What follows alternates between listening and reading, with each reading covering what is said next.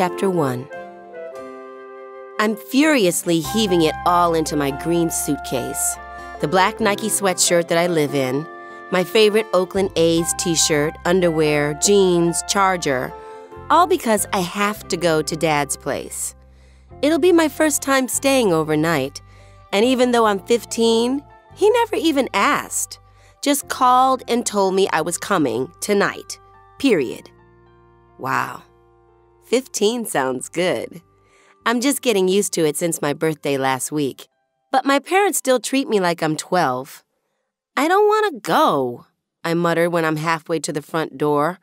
Mom is curled on the couch under the lamp, head bent over the New Yorker, and petting Rolling Stone, our cat we hardly ever see. Normally he only comes out from who knows where when it's time to eat, but he's lying by Mom as if he knows I'm leaving and wants to comfort her. I've seen tears in her eyes a few times lately, since Dad moved out. Everybody says I'm the clone of my mom, except I'm the tall, tan version with mocha skin, as Dad calls it, and Mom jokes that she's the short, white original. But it's true. We've both got red hair, mine's curlier and darker with red highlights, the same perfect pitch, the same guitar licks. My face is wider and my cheekbones higher, but we sound exactly alike. When people call and I answer, they start, "Maggie?" I have to interrupt with, "No, it's Nina." Aretha's singing Chain, Chain, Chain, Chain of Fools, and Mom's humming along, peering up at me. "You know we agreed," she says. "No," I moan. "I never agreed. I was told." Why do I have to go? Don't I get a say in this? Ever since the day last summer when everything went crazy, Mom and Dad have acted like I'm a robot they can simply program. I want to stay home. "Look, sweetie." She pushes Rolling Stone off her lap. "He's your father. Plus you haven't seen Jimmy all week." I can tell exactly how Mom feels by simply listening to her breathing. Right now, she's holding her breath, so I know she's lonesome. But what am I supposed to do? "Bye, sweetie," she says softly and glides over. "Give Jimmy a hug. You can pass this one along." She grabs me. "Mom!" "Call me when you get there, okay?" If I go. It's so unfair. If I can't be home, I want to be with my friends, the only sane people on the planet lately. I could go over to Jessica's if you're trying to get rid of me. She presses her lips into a line and slouches back to the couch. Since I can tell this is a losing battle, I start toward the front door, but suddenly I freeze. The air feels different. What is it? Then I see what's missing. Dad's pictures, the ones from the bookshelves and the piano, and even the ones on the wall. He took the Paris prints and the photos of his parents, leaving spaces where the paint is lighter. When did he come to pick up his stuff?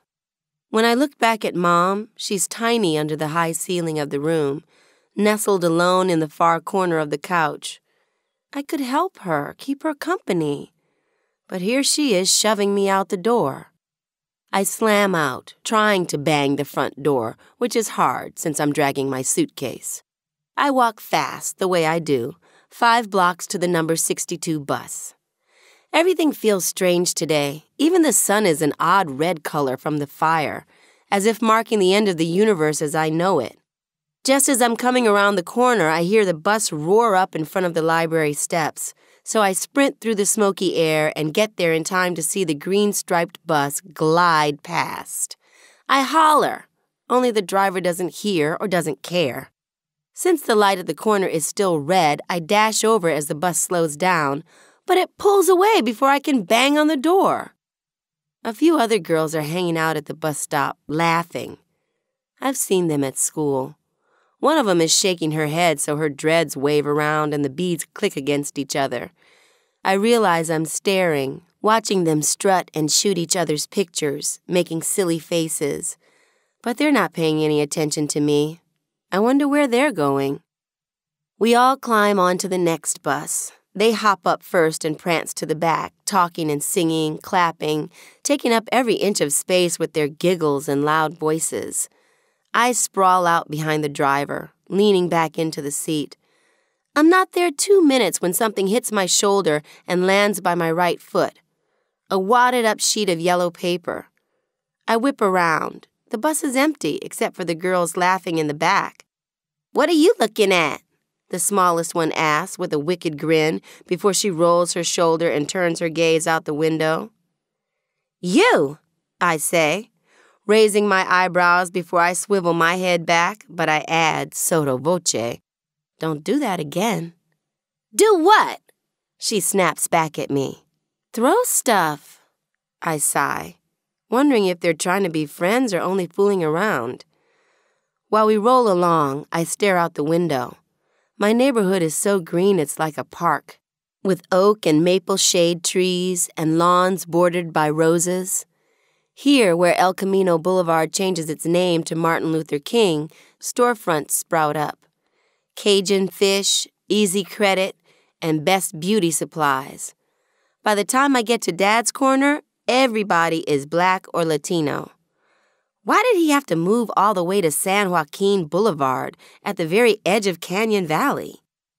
I hop down at the corner of Muir Street. The 3 girls are still on the bus and bump my suitcase down the steps. "Hey, good looking," a man calls out. He's old, moving slow. He doesn't look scary, but the 3 guys down the block do. They're leaning on a beat-up blue car, blowing puffs of smoke with a radio blasting. I tighten my hand around the suitcase handle and cross to the other sidewalk, even though Dad lives on this side. The street is straight and broad, bordered by a few spindly oaks turning orange. When the guys look over, I stride faster, holding my head up and shoulders back, trying to look cool, as if I'm just in a hurry to get someplace. "Hey!" a shout, but I can't hear the rest of it due to the reggae. At the corner, I almost run back 2 houses to Dad's where a bunch of agapanthus, blue and white, line the sidewalk. I take the steps 2 at a time, 9 of them. That's my unlucky number, though it's Jessica's favorite. I shiver. When I look around behind me, the block is quiet except for the guys at the blue car and a truck rattling by. Dad's apartment is the top half of the house. I press the buzzer over and over, but Dad doesn't open the door. He might be late since he had to pick up Jimmy at school. Another reason I didn't need to come. Furiously, I dig into my pocket for his key ring. The first one, with the red rubber cover, won't fit into the keyhole no matter how I jiggle it. But the second one glides right in and turns. After I step into the hall, it smells different from home, the house that's Mom's and mine now, except when Jimmy sleeps over. At home, as soon as I open the door, the sharp scent of ginger tea hits my nose. Mom slices up the root and steeps a pot of it every afternoon. This smell might be ham baking and, I sniff, something else I don't recognize, strong, like garlic and onions. And cilantro. The landlady must be cooking downstairs. When I get to the inside door, I try the red rubber key. It slides into the hole, but I can't get the lock to turn even though I push harder and harder. I stop and turn the key slowly, gently. The lock won't budge. I don't want to go back outside, not with those men. So I keep trying until my armpits are sweaty and my forehead is wet. "Take another crack at it," I can hear Mom's voice encouraging me. Once more. Finally, I sit on the floor with my back against a wall, unzip the suitcase, and retrieve my American history book and a pen. After a minute, though, I can't see the writing on the page. Everything's a blur. I have to wipe my eyes and sniffle. I hate American history, especially this unit on antebellum life. Why do we have to study something that happened 1,000,000 years ago? All of American history's stupid. It's never about anything useful. "Nina," I hear Dad's voice before his hand shakes my shoulder. "Don't you have your key?" I jerk and look up. Was I dreaming? We were home, snug and warm, all four of us squeezed on the couch, Mom, Dad, Jimmy, and me. I shudder and try to retrieve the cozy feeling, but in real life, I remember where I am and don't want to wake up. Nina! Dad's pulling on one arm and Jimmy's tugging on the other. Hey, I say in Jimmy's direction, glad to see his skinny little self with his stupid braces. I can tell by his grin that he's happy to see me too, even though now that he turned 10, he's not throwing his arms around me like he used to. Double-digit dude, I call. He leans backward, straining to pull me to my feet. Hey, little dude, what's up? Jimmy grins bigger, yanking my shoulder practically out of the socket. Not little. Okay, let go. Are you all right? Dad asks. He pulls me in for a hug, squashing me against his broad chest. I'm mad that he ordered me over here, but now that I'm here, I like being near him, smelling his sweat and Old Spice lotion. It's a familiar mix. He looks different, though. He always kept his hair short. Now it sticks out an inch all over, like a soft black helmet. His cheeks are wide, like mine, so his head seems huge. And he's wearing a loose blue shirt that I've never seen. Yeah, I'm okay. I rub my eyes. I fell asleep. I see. But sugar, what are you doing out here?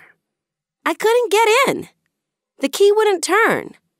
Oh, he says, rubbing my shoulder. It's tricky.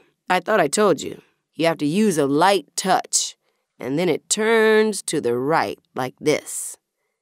He demonstrates. Real easy. You try it. Once I'm inside, everything's familiar but changed. The same pictures we always had are here, but not where they should be. That big red oil painting by the couch, at home, it hung over the fireplace.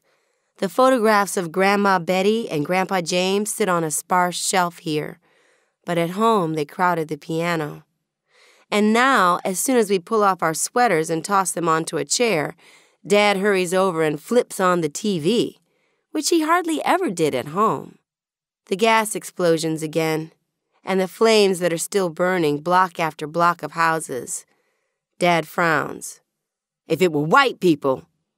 Is it my imagination, or does he turn his head and scowl at me? The Red Cross would be swarming by now. See that? He thrusts his hand toward the TV as if I'm arguing. Look, don't people ever learn? Those poor folks in West Oakland are getting it this time. Of course, CG&E upgraded the pipes in the rich neighborhoods, but not in Oakland. 80-year-old welds. No underground shutoff valves. Nope. Save money on the blacks in Oakland. His face is twisted like he's about to cry. The blacks? I've never heard him spit out those words before with that bitter tone. Come on, Dad, I want to say. It could have happened anywhere. 2,000 people who lost their homes, lost everything. Don't we see that in California after every earthquake, every fire? But I hold my tongue, not wanting to hear more from this heartbroken man who's inhabiting my dad's cheerful body. There's footage of dark-skinned people hobbling through rubble, trying to find their way to shelter, and others fleeing the fire, which is spreading. We hear more explosions and gunshots. Rescuers are finding trapped people, some dead, some miraculously alive under the smoldering wreckage. One little boy is pulled out whimpering. Heavy smoke shrouds every picture. Then the TV shows two black women with blistered skin on their faces squatting in a vacant lot, surrounded by a pile of belongings and a knot of white cops. There they are, with guns and uniforms. Dad gives a strange kind of laugh, not really a laugh at all. It's a sound I've never heard, more like a gurgle. Shoot on sight! They should be digging people out, helping the firefighters, not shooting innocent people. He shakes his head. Who is this dad? My dad always told me people are people, that we're all God's children underneath. The color of their skin is the last thing that's important. It's the content of their character, like Dr. King taught us. Since he's glued to the plumes of smoke, I plop into the brown easy chair that used to be in his study. If I sit still for a minute, my real dad will stroll through the door, place his hand on my shoulder and say, "Sugar, let's later this joint." And I'll hear his deep laugh, 'cause he loves to crack himself up with his tired old sayings. Even that lame joke would sound good to me now. Yeah, the fires are upsetting. Even here the air is hazy. But why is he so mad? Accidents happen. I used to think I had enough black power to last a lifetime before I was 10. Dad spins around as if we were continuing a conversation. Your grandparents. He shakes his head. God bless 'em. I know, I want to say, but I don't dare. Last summer when my parents sent me to Atlanta for a week, like every summer, Grandma Betty showed me a book she'd made for Dad when he was little, with a red paper cover. Black is beautiful, like sisters, like brothers, like night, like earth. She drew pictures, too, of the night sky. I thought I'd had enough of that stuff, Dad says. But it had its merits, and it might be time to bring it out again. This is unbelievable. He's pointing at the TV like it's evidence in a court case. A white person at the front of a line, his voice is strangled as if he can't talk, of hundreds of African American and Latino citizens waiting for 2 days for something to eat, for someplace to go, with no water. Old people, look at them. It's not like the gas company didn't have warning. They knew the old wells were vulnerable. Everybody did. The Chronicle has been exposing it on the front page for the last 5 years. But CG&E didn't want to spend money in Oakland. He acts like I don't know about the explosions. I've seen the news. Everybody knows what happened. The newscasters are calling West Oakland a war zone with unprecedented devastation that will take years to undo. It's sad. Of course it is. Nobody likes it, Dad. Dad's grief-stricken eyes are glaring at me like I personally put that white woman at the front of the line. Where's Jimmy? Look at that, Dad repeats, as if that's all he can say tonight. He hunches over. If I were walking down that street, he points, even Jimmy and I wouldn't be safe, with those trigger-happy cops shooting at anything brown that moves. He grunts, fleeing while black. What's for dinner? I ask, like I would at home, trying desperately to make this horrible new apartment, this scary, strange Dad, feel like home. He stares through me, mumbles something inaudible, and returns to the TV. Look in the kitchen, he mutters. They owe us, big time. When I slink out of the living room, Dad doesn't even notice. I slip into Jimmy's bedroom, crowded with 2 bureaus and a computer table. This room is going to be mine now, too, every other weekend. I can't imagine it.